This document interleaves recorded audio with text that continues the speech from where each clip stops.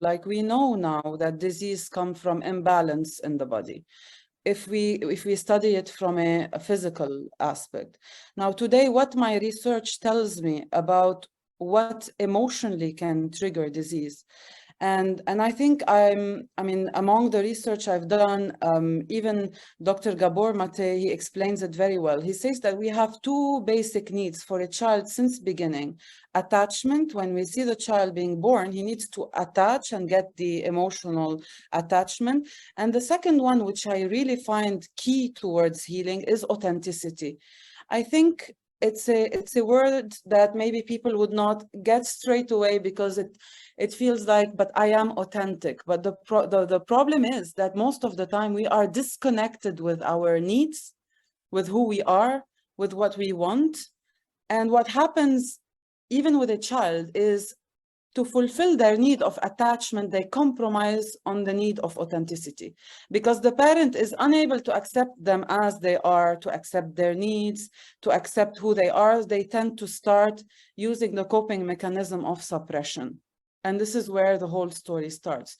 So today, I would say there is no healing unless there is authenticity. I think you mentioned very good point about authenticity, and nowadays many people they try to fake emotions, they fake their life and lifestyle. They would like to get impressions, attentions, because they feel they can, whatever they have is not normal, and whatever they want is difficult. That's why they try to copy each other, and they try to hide who they really are in the hope to get something. And I saw like a news long time ago about Instagram. They would like to disable, for example, likes button from Instagram, because most of teenagers, they are in depression because they are desperate to get likes or comments or views, because they think it is a point of validation. And I mean, the amount of craziness they are doing in front of the camera for them to get attention, and they live another life. And you said this is very strong statement. Most people, they are not being authentic due to low self-esteem, due to fear, due to a lot of other things.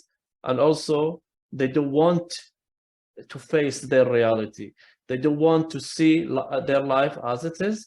And so they try to escape. And that's why many well-known people that we think they are living a good life and they have everything we want, suddenly they kill themselves, or they, couples like in Hollywood or whatever, they run into divorce, and they say, hey, what went wrong? We thought they are living a happy life, simply because not they are not being authentic. About that point, that the two challenges of the modern world are: one, there is no time to connect with ourselves, Yeah, yeah. and we're always in that noise. Second challenge is basically we live in a perfect syndrome, a world where everybody wants to showcase a perfect world, and this is definitely breaking the ease of authenticity. And the problem is, we know very well that as long as the self is connected to money, cars, clothes, etc., this is not something sustainable. I mean, and this is why people go through major changes in their life and major, let's call it spiritual crisis between 35 and 45, because this is the time when we realize that, oh, we're not superheroes. It's just one time. It's not a game we're playing. We're not going to hit the wall and then, stand up again. So this is where we start searching for something more solid to bank on, to exist, to be. And that is the challenge nowadays. And the thing is, when it comes to disease, basically a disease is not an enemy. And when I studied the history of, in philosophy, we do something called epistemology, which is history of science. When I studied the history of the medical field, I realized that the idea that the disease is evil, it comes really from mythology. It's a very old concept that a disease comes from outside, it attacks us, and we have to fight it out. And the reality is very different, that disease comes from within. That's first. And it's not an enemy, it's a way of communication. And that is part of the questions we have displayed for tonight, because I'm still trying to spread awareness about this. The body communicates through physical ailments. And I would say from the holistic approach, we have a vital force that protects us, body, mind, and soul. So when we are compromised on an emotional level, it shifts to a physical level. That means there is something going wrong in our way of living for a very long time, and then it displays physical symptoms. People ask, I got eczema, I got this, I got that. What happens is that the life force chooses the least damaging genetic predisposition or weakness you have in your body, and brings it to your awareness as like, wake up, that's a wake up call, something is off. Now you try to suppress it, it will go to the second dangerous one. So this is where you're going to drag your health backward. So instead of taking action and changing the environment, yes, sometimes relationships are very toxic and they are causing us health problems. So I want to ask Dr. Joelle, like how from which resources you are going to explain all these symptoms regarding the thyroid. I think I came across this like emotions with thyroid, yes. And actually, I noticed it with my patients, but it's not like something that's scientifically approved.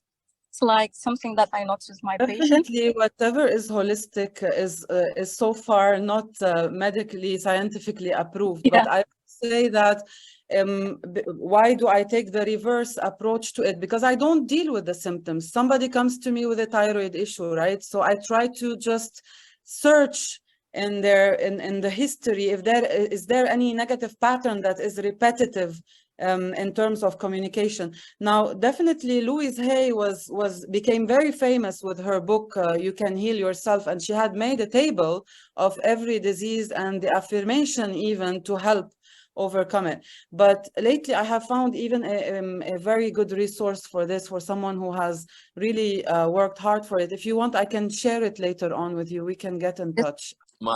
My friend is a professional Chinese massage therapist, and she's brought all of her technique from China, and she can cure migraine headaches from people in 5 minutes just by massaging in certain parts of their head and their neck to increase the blood flow. And people were shocked because they were taking all kinds of meds and trying to do it through medicine where it's clearly a lack of blood flow can cause huge problems. And this is the basic thing of coaching. Coaching is helping you connect with yourself, because deep down, you know what you want. You know what you should do. No one knows better than you do for yourself. So once you take time by yourself and connect and understand yourself, then you will be able to work on yourself, on your weaknesses. And this is here the point of acceptance. Accepting you need to work on yourself. Accept you need to walk away from this situation. Accept that you have to disconnect from these kind of people. And somehow I don't agree with you. There are some people that you cannot disconnect yourself. No, you can disconnect from yourself physically, mentally, emotionally in different ways. Even if they are very close to you, you can disconnect from them by accepting there is nothing personal about you. It's about them. So whatever they are doing, you will not take it personally. It's like a sort of disconnection from them. I want to also comment on a few, I've seen a few posts in the chat box. One of them, like, if I can't change something. So I would say, like, we have to be careful, because when we think we can't change something, it doesn't mean that subconsciously we don't have a certain limitation or belief that can be changed. Because if I'm able to be aware of my unconscious, my subconscious blockages, I would be able to heal myself. Even as being myself a therapist and a counselor and a life coach, I need somebody else to look into my life, because I can't see the subconscious or the subconscious limitations. So this is why I would say we can't say if I can't change something, then I learn to adapt to it. I have to dig into it and see what is the programming behind it that would be stopping me from doing it. As simple as losing weight, because people come for coaching sometimes for losing weight, and we never work on food. It's always like an affection, emotional issue going back to their relationship with their mothers, etc. So today we cannot be aware of everything that is going on in our subconscious mind. Second, I would, replying to Yumna, adopt it or adapt to it if you can't stand out. I would say that if I can't change the situation, I'm not in control of the situation, but I'm in control of my reaction to the situation. I'm in control of how I respond to the situation. And that's another level, because sometimes I can't change the environment where I live, but yes, I can program myself to have a different reaction to it. And this is where I think the self-work happens. I don't believe that anyone doesn't need, the self-work or the healing work or whatever it is. It will boost health, well-being, and wealth, because we have also limitations on the wealth level. Like, I do remember that we had a client who was unable to sign contracts, like really big contracts. Whenever he would reach to sign a big contract, he will fall sick. And then again, through therapy, and I love hypnotherapy because I'm a hypnotherapist for many years, we've discovered that they had a neighbor who was rich, and the mother, every time he would ask her, why I don't get a bicycle like, the neighbor, she would say, but look at them, they have money, but the father is sick. Okay.